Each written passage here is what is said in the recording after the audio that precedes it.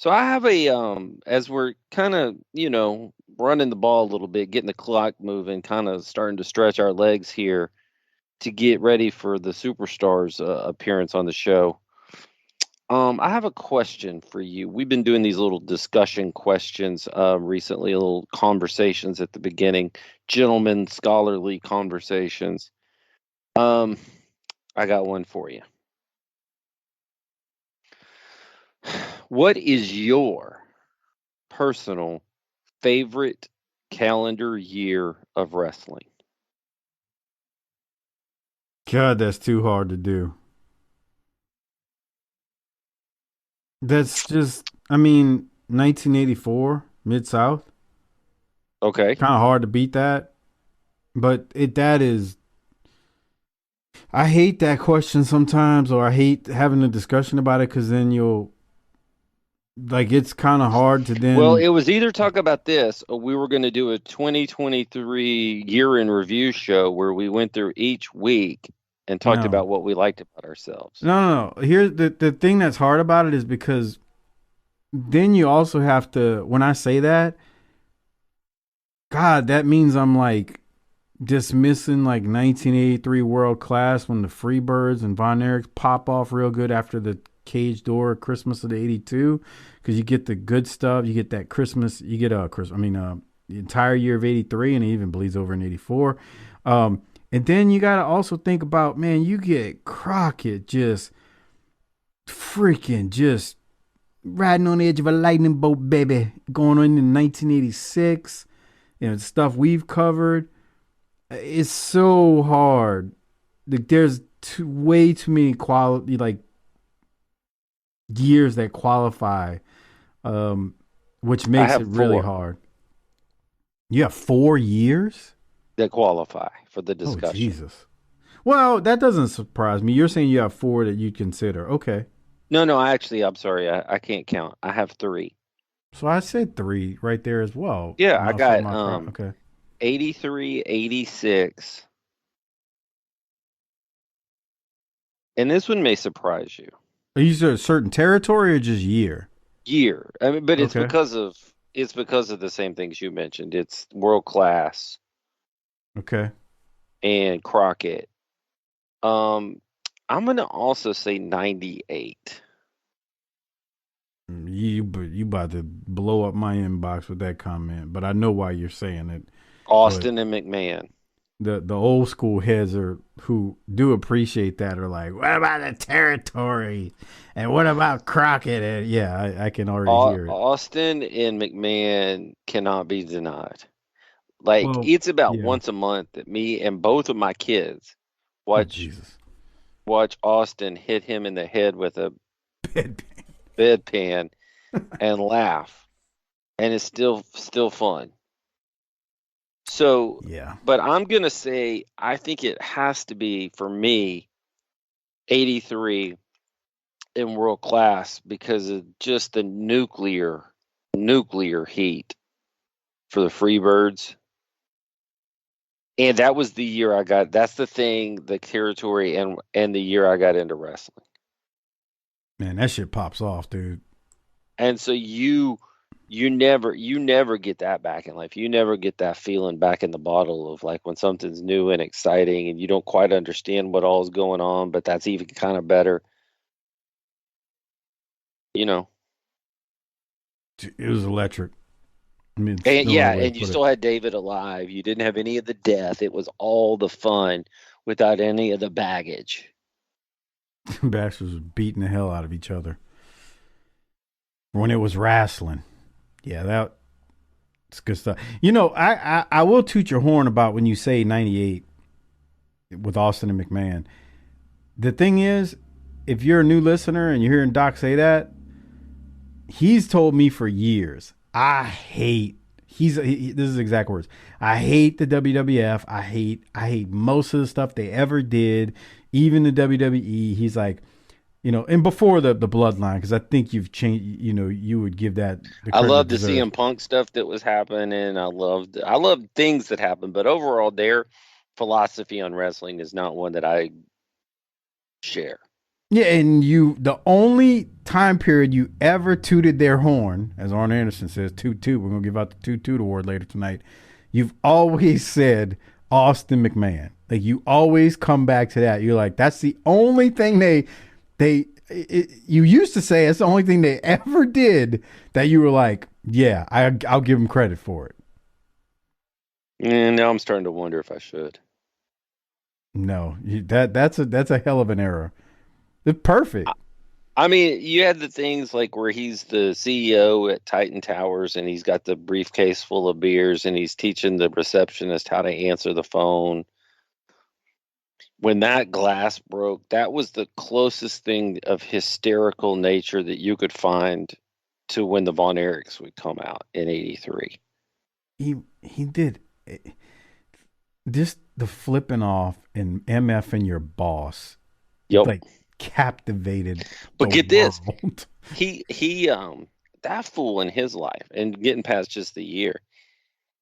He's told a former president, no matter what you may think of the guy, told him in the ring that if he didn't stay in line, he'd drop him and kick his ass right there. Well, he wasn't the president of the U.S. or former president at the time, no. He told Mike Tyson what to do in a ring. Yeah. Just in control.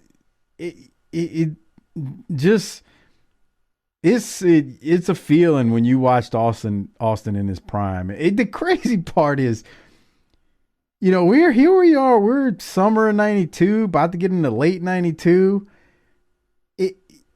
Time becomes different when you get older because like 5 years in time is nothing to us now. But in 5 years time, this dude is going to start his like basic mediocre rise, just meteoric rise. Like it's naturally maybe a and little it's going to less than happen that, after he starts to break down. That's the other crazy thing. Yeah, like it's just look. It's easy. I say this all the time when we do these shows.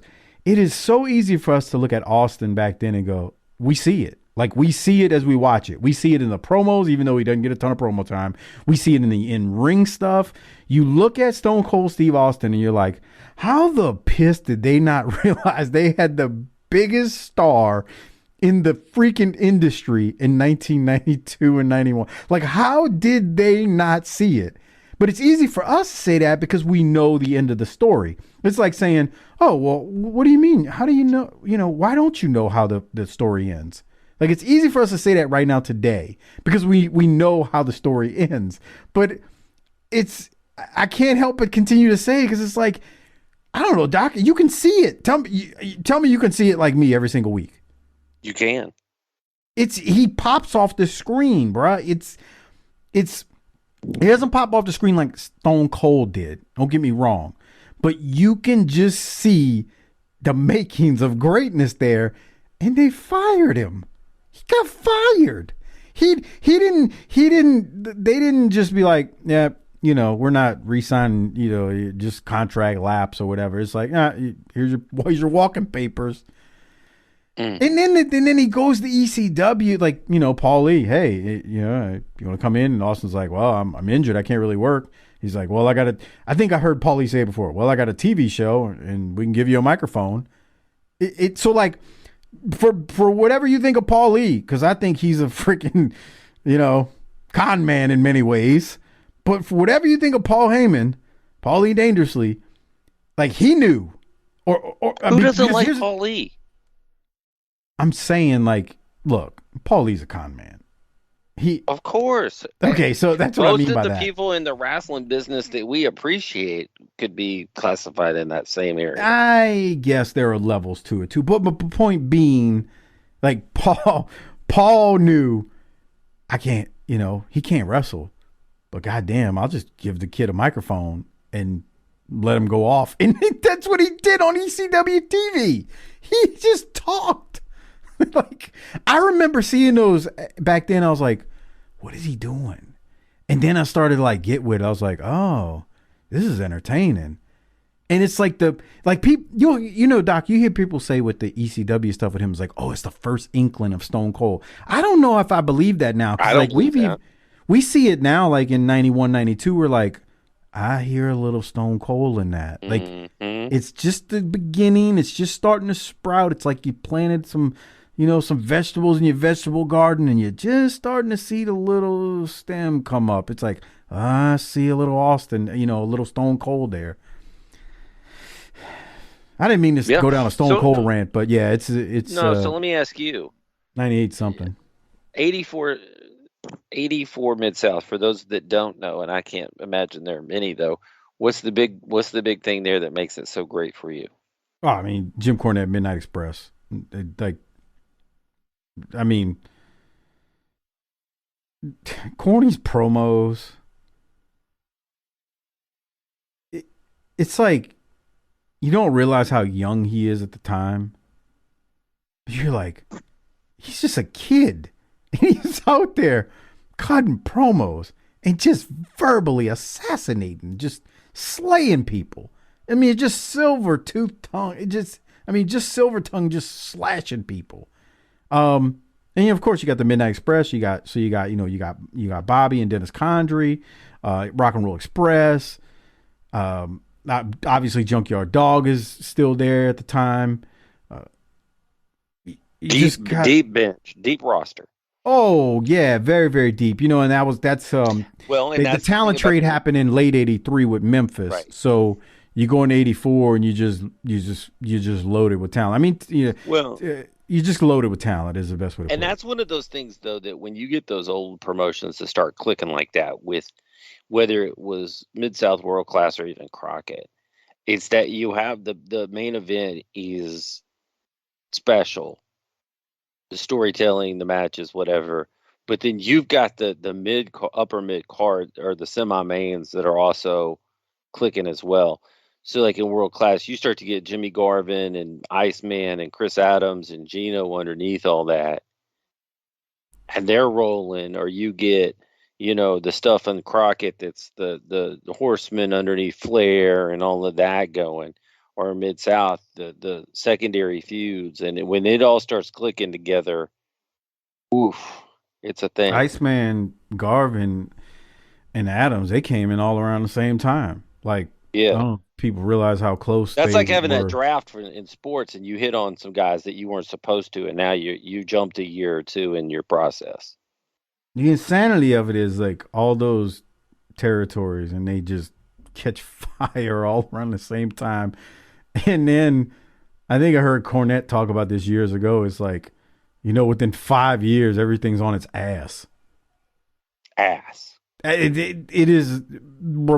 I mean, cable television. We've talked about this ad nauseum. It's changed everything, but how quickly it all just dissolved. 5 years The, in the wrestling business is forever. Now, what that tells me is that 5 years from now, we're going to be the biggest in the game, the best in the maybe industry. industry experts or insiders. But that was a great Yeah, discussion, Doc. But I do need to give us a couple shout outs let's before do we it. so I wanted to let you wrap that up in case you had anything else. But big time shout out to Disrespectfully Classy, Marky Blassie, Mon Childry, Joe Ice, good old Justin. Thank you for your generous support on Patreon and sponsoring this show. And then a shout out to one new patron, Travis. No last name or initial for the last name was given, but he's new to Patreon. Thanks for signing up. And by the time you hear this, it'll be a month after you've signed up. As I say that, be like Travis and all of our wonderful patrons out there. The only way you're going to hear the Great American Bash pay-per-view review that will air the day after this drops is by going to Patreon at tinyurl.com/PatreonBTT. We're going to cover the Go Home show for the Great American Bash pay-per-view tonight, but the only way you can listen to our review of the Great American Bash from 1992 is by going to Patreon. tinyurl.com/PatreonBTT. Great way to not only support the show, but you get tons of extra content, including Wrestlers, the Netflix docu-series that Doc and I have covered. And hopefully by the time you hear this, maybe you heard one with Harper too. At least that's what the plan is, but it hasn't been recorded yet. So who knows in this space-time continuum we're in. Wrestlers, fantastic documentary on Netflix, and Doc and I have basically covered it all at this point, or almost. We're getting close to. Maybe it's done by the time you hear it. Along with Tales from the Territories, Dark Side of the Ring, all that available on Patreon, the ECW shows, the NWA Power shows, All available on Patreon, tinyurl.com/Patreon BTT. Over 400 Patreon exclusive shows are available there. Doc, anything else? We're recording this not just a few days after we recorded July 4th, 92. So we don't have any 5-star reviews. We are still giving shout outs, so please submit them. But before I get into this next episode from July 11th, 1982, I needed to ask Doc if you have anything.